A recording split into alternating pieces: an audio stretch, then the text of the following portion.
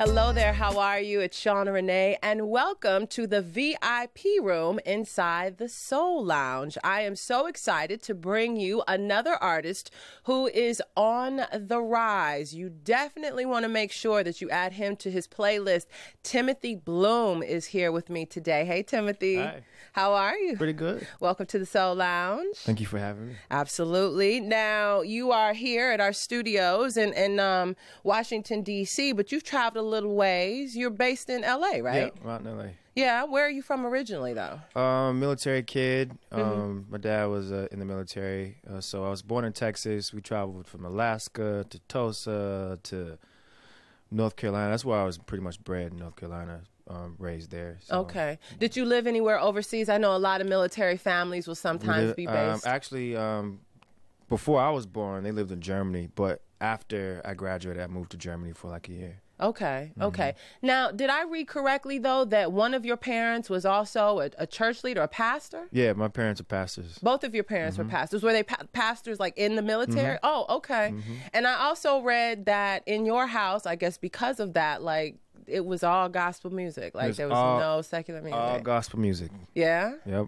So I want to let you tell the story because I've read so many, like I've read books and had interviews with folks and they say that's how it was in our house. However, I found ways to listen to what I wanted to listen to. So I imagine, because as we will hear a little later on, you are influenced by other forms of music that growing up you found ways to listen to other kinds of stuff.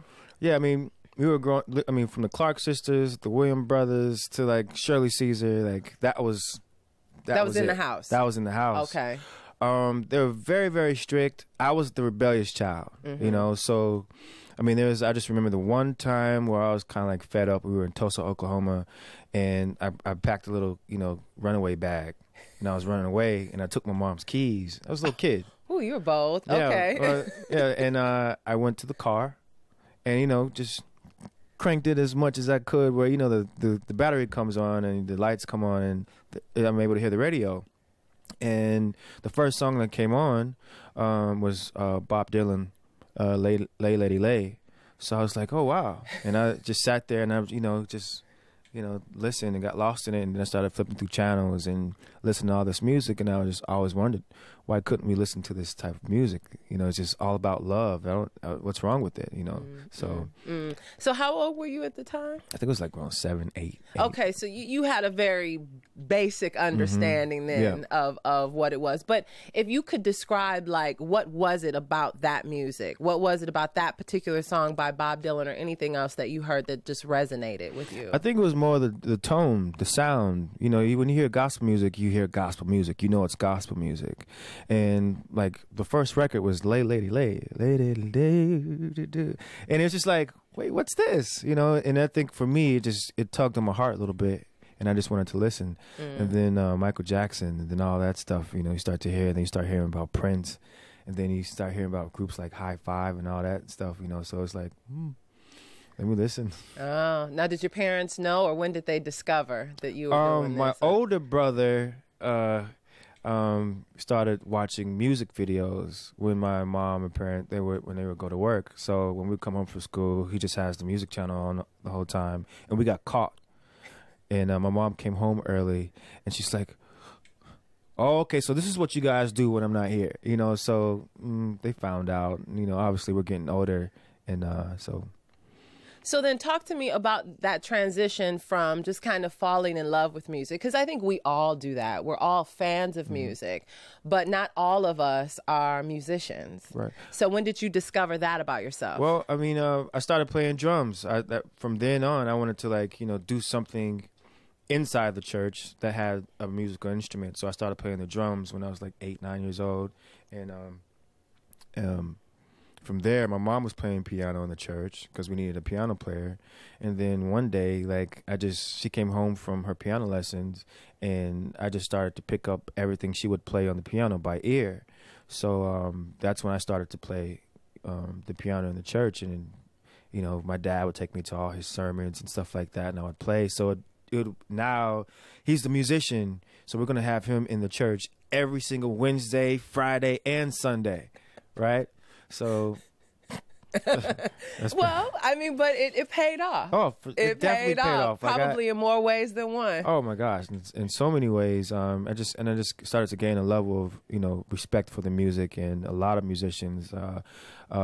This one guy, he used to play organs at the church by Anthony King, and oh my gosh, like that, I just sat under him and just pretty much studied everything that he would do on the organs, on the drums, the pianos. It was phenomenal. And so many, especially soul and R&B artists, so many of them come from the church, and we hear it all the time. It sounds kind of cliche. Like, of course, you started singing in the church, but I think people don't realize how talented so many of the folks who are in church just for that purpose are there. I mean, they're there. And I think I asked the artist Avery Sunshine this in an interview that we did before about the difference between singing in the church and singing sort of secular music on stage. And, we know what the physical difference is, but like how it feels. Do you feel a difference? Like singing, like a church song and doing the stuff that I do on stage, it's all the same thing, because I want to pull from the same spirit that, when I write these songs, I know it doesn't come from me, it comes from a higher power. So like when I'm on stage, like I like to tap into that spirit, and I feel like the music, any genre of music, is called gospel. It's the good news. If you're spreading good news, for me, I think it's gospel music, so I don't think it's a difference, because I'm not, trying to talk about anything else, but besides either it's love making, trying to fix relationship. I had a bad time in a relationship, but it worked out eventually, later on down the line. And my objective is to remain positive in the music that I'm doing and trying to put out. So like, I don't feel a difference. And you are a songwriter. You write almost all of your stuff. And you've written for other people. Did I read that you've written for, was it Smokey Robinson and Neo? Yeah. My first major big situation was with Smokey Robinson. I wrote your first major situation was with Smokey Robinson. That's something to say. And it later on down the line, I was in, placed in situations where Neo got a hold to one of my tracks and a production, and we won a Grammy on his Because of You album. And then later on, I wrote and produced a record for Chris Brown on his Fame album, and we won a Grammy for that. So we have a multiple Grammy award-winning songwriter inside the Soul Lounge right now. I think so, yeah. Okay, all right. Only the best, right? Okay. Well, why don't we hear something? Since we've got you in front of the keyboard, what are you going to play for us? This is the single that I have out right now. There's a video with Herbie Hancock. He's playing my father, and I'll do a rendition of that. Okay, that's cool. Please do. There we go. Timothy Bloom.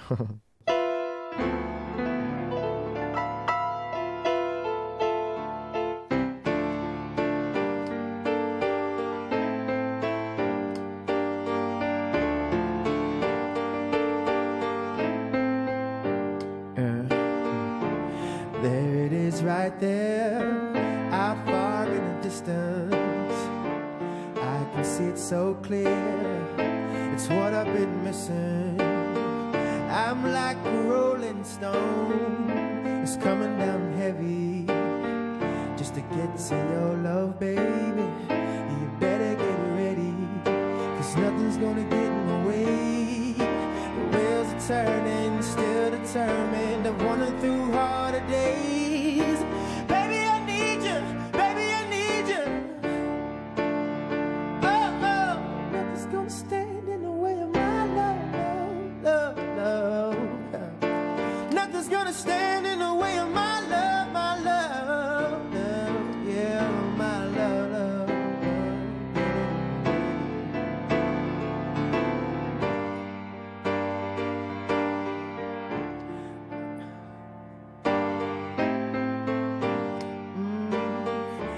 Afraid I might lose my mind and do something crazy. Pull the moon down out of the sky and tell you love me, baby.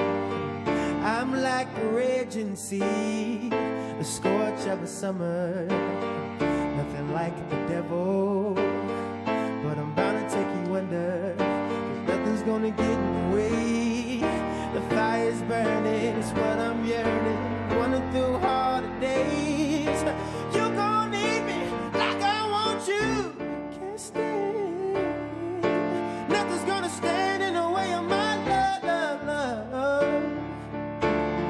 Nothing's gonna stand in the way of my love, my love, my love, my love, yeah, my love.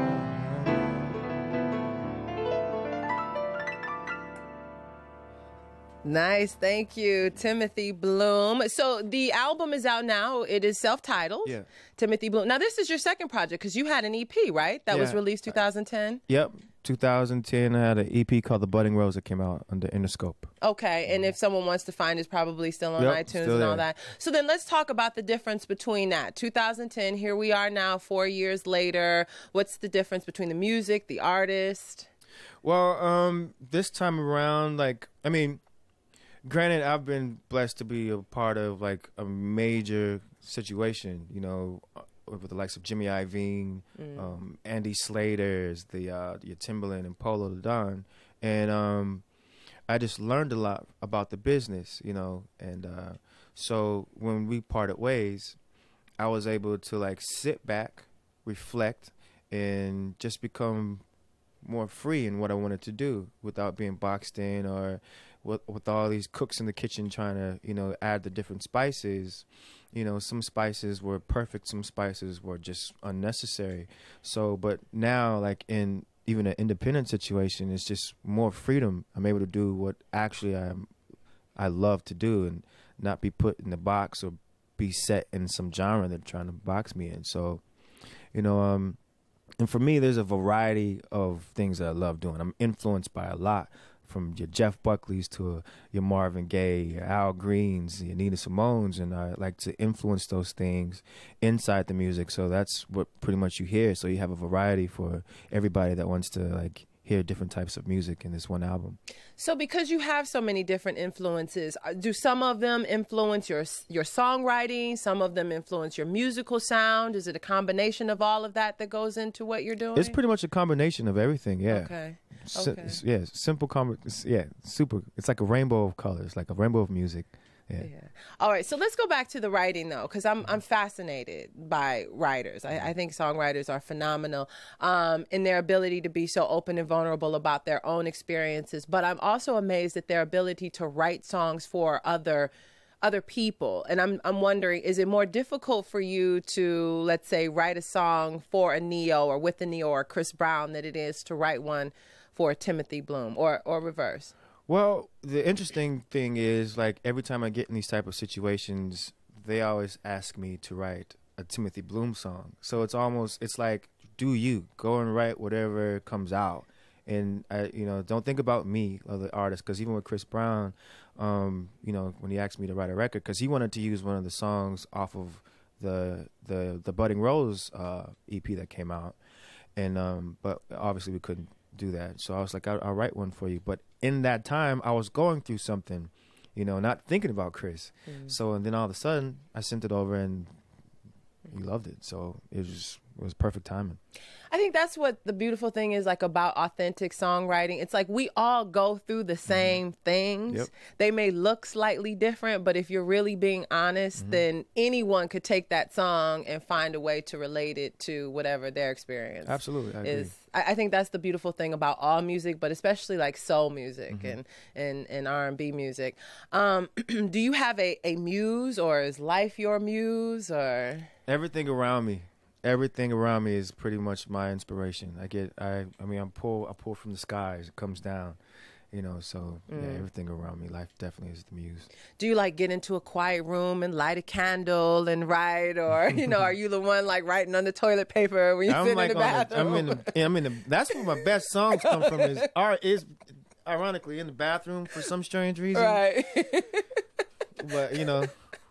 That's where my best questions come from. That's why I brought it up. Yeah, I mean, we could be in here right now and like something will spark, and I'll just immediately, if I have something close by, I'll either jot it down and get it out, you know, before it goes away, because creativity goes quick. So. And yeah, I find that to be the case for a lot of people. They say if you don't get it, It's like gone. they'll wake up in the middle of the night and writing stuff down like on the end table. Yeah, definitely.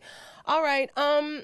Let's talk a little bit about soul music. Now, again, it is impossible to box you in because you are inspired by so many things. But one of the things I think that you do is perform soul music, what we consider that. And there's been a lot of talk recently about the viability of this thing that we call soul or R&B or neo soul. And I've asked almost everyone where they are in that position. Is it still vital? Is it still alive? Is it still real? Or as I think it was Tank said one day, it's dead, forget it, let's find something else. I think it's still alive. I think it will always be here. Like if you're in your true self and you dig deep into your core, your soul is gonna come out. You know, some people are just on the surface. They don't. I'm kind of like, you know, an introvert. Like I like to dig deep and then sing out. You know, not just sing out and then trying to find it later. Like everything, you know, comes from here for me. Okay. So I mean, I can only speak for myself, you know, because when I'm on stage, like, you know, I like to dig deep inside my soul. That's my soul. Like, you know, like, and if people like to call it soul music, yeah, because I'm really digging deep into my true core, my true self to bring forth life and to the music, you know, because I feel like without that, the music would be dead. You know, if we're not coming from your true self or your true core, you know, so I think it's alive. I think people just need to dig deep within themselves to bring it forth. And being an independent artist like you and so many others, it gives us as music lovers an opportunity to hear more because it seems like you have the ability to just put the music out. If you want to put it out on YouTube or just put it directly to iTunes or whatever it is that you're using. Yeah, I think there's a lot of people, like, you know, that are giving they're giving their all, you know, and that I feel like that's the soul. That's the soul, you know, and sometimes, you know, you don't see it because it's not exposed to music lovers, you know. Well, luckily now you can go to a YouTube and find your independent artists or your underground artists that are like really keeping the soul music alive and really coming from this thing right here, and it's just pouring out of them. Like you could tell. You can tell when a person has that true soul when it pours out. You start to get those chills. Yeah, the goosebumps. Yeah, definitely. Performing live. Now, obviously, because we make a lot of money when we perform to large groups, we like to perform to large groups. But all that aside, because you have a way of connecting, like even as we sit here and you sing, you have this way of connecting with the audience. Do you prefer a smaller, more intimate group, or do you like the larger? It's very crowd? interesting. Does it matter? It does matter. It does matter because I know being on, like, I was on tour with Lettucey, and I was on tour with Janelle Monáe and Fun and all them, and you know those were big crowds, and you know you can feel the people's energy, and it was like, okay, I can get on stage and everything's cool, but like small, like, you know, like bam, oh my God, why am I so nervous? I'm just shaking. Oh my God, I'm so only one person, you know? So. But you can feel that one person's intimacy and energy like so quicker than that big, large of a crowd, where it makes you nervous because there's an extreme connection, you know, and you don't know what you're fighting against, right? You know. So, I mean, I like it all. Like it just, you know, makes me stronger. Just to okay. Okay. Well, we have a pretty intimate setting here inside the VIP room, so why don't we go ahead? I'm nervous. And have you well, relax, take a deep breath, and we'll hear something else. So what are we going to hear now? We'll play. So this is a song called Diamond. Okay. It's called Diamond in the Rough. Well, not Diamond in the Rough, but I mean it has that little line there.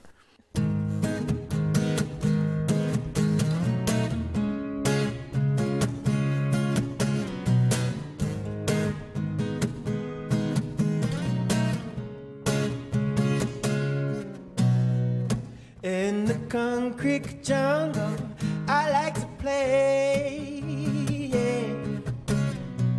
Danger all around me, where is my prey?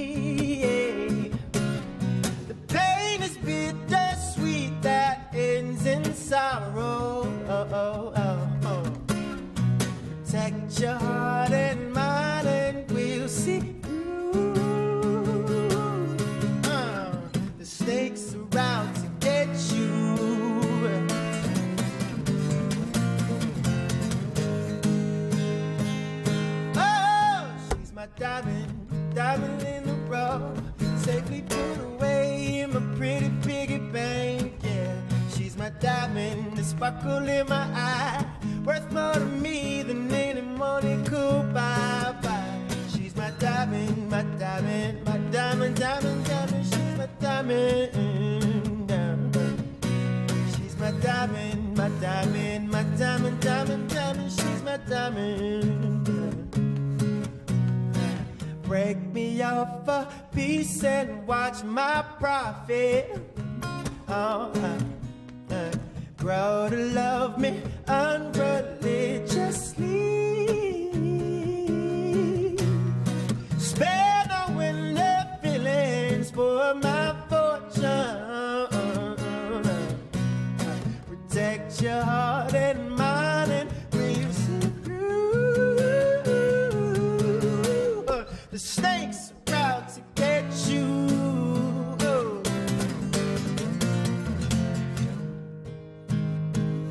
Oh, she's my diamond, diamond in the rough, safely put away in my pretty piggy bank. Yeah, she's my diamond, the sparkle in my eye, worth more to me than any money could buy. She's my diamond, my diamond, my diamond, diamond, diamond. She's my diamond. Oh, Coco, shine my diamond, my diamond, my diamond, diamond, diamond. She's my diamond. All right, Timothy Bloom. I like that one. That's a good driving music, you know, window down. Yeah. That's nice, right? Singing about me. All right, so I would be remiss because I think when we talk about artists, we've got to talk about the music, but aesthetics play a really big part in all artists. Mm-hmm. And so I'm like looking at the bling, like talk to me about what you have around your neck. Well, it's not really bling. I know, I'm just fooling. Yeah. Well, these are all like, you know, handmade pieces that over the years I've just kind of collected from people's energy. Like I was walking through New York, and I mean, obviously it's the eye of the clock here, which is the face of time. This is half of a face, and there's the clock here. Okay. So we're, the face of time, right? Oh, okay. This is Let Peace Out, Rafi, the designer, with the bullets of peace. And this is a friend of mine who handmade this in L.A. That I got, and these are all just, you know, actually this ring right here, my grandmother passed this year, and she was buried in purple. Like all her kids had all these purple ribbons to pretty much, you know, royalty, remember her by.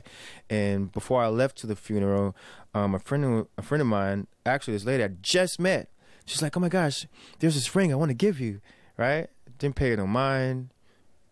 Went out to Mississippi and buried my grandmother.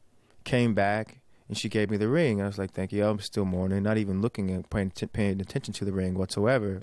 A friend of mine comes to my house. We're doing landscaping in the backyard, and something says, look down. So I look down, and there's this purple ribbon sitting outside of the backyard. And then the voice inside me says, look again. So I looked, and I looked at the ring on my finger, and there's this gold stone, not gold, but this purple stone just sitting on the ring. And I'm like, oh, wow. Yeah. She's here. Yeah. Okay. So, I mean, everything represents, you know, things I've, you know, just picked up. Well, it's amazing how energy, I mean, I wear a ring actually right now that my grandmother gave me. And so it carries energy, and it kind of puts you and keeps you in a good place. So your grandmother and my grandmother are chilling right now watching us. They probably orchestrated this whole thing up there in heaven. Like, we ain't got nothing to do. Let's get these two kids together. So, all right. Well, before we go, I play this game with every one of the artists that I come in. They get nervous just like you did, but don't. It's going to be really simple. Feel free to say it or play it, and it's what's in your ear. So we're going to start off. Let's say it's a Sunday afternoon, and you're out in the backyard doing some landscaping or cleaning or whatever the case may be. What are you listening to? Biggie Smalls. Okay. That was quick. Okay. I am. Yeah. All right. Loud and loud. Very loud. Oh, your neighbors love you, don't they? Mm-mm. No? All right. So it's It's Friday night, and, you know, everybody's off work. You had a couple of drinks. You in the booth, chilling. Things are real nice. What are you playing? A little jazz, little Miles, Coltrane. Okay. And, you know, we all listen to music. Well, some of us will listen to music when we feel down, when it just seems like things have gotten to be too much. We're overwhelmed, and we just need that something to kind of lift us out of that fog. Who or what usually helps you do that? The one song that helps me do that is that Pharrell song, Happy. Yeah. I get happy every single time I listen to that song. Yeah. Isn't it incredible how powerful that song is? So simple, but that probably will go down in history as the most popular song ever. I know. I know. I mean, I'm just being honest. Yeah. I could play that song, and bam, everything's okay again. Right. Absolutely. Well, Timothy Bloom, thank you so much for being here inside the Soul Lounge. And thank you so much for being here with us. I would love it if you could just play us out with something. Yeah, whatever you want. Thank you.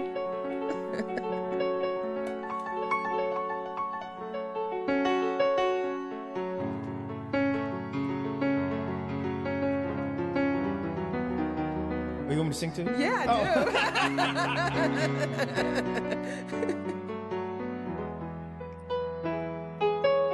I had a conversation with myself, going back and forth, picking the pieces apart, lining them one by one. It's made me realize that what's inside me is breaking me down. I'm not the man that I used to know. I've got so much to give and little to show. And if loving you now is my mistake, then I'll give it all up before your heart starts to break. It's not you, it's me getting in the way of possibility.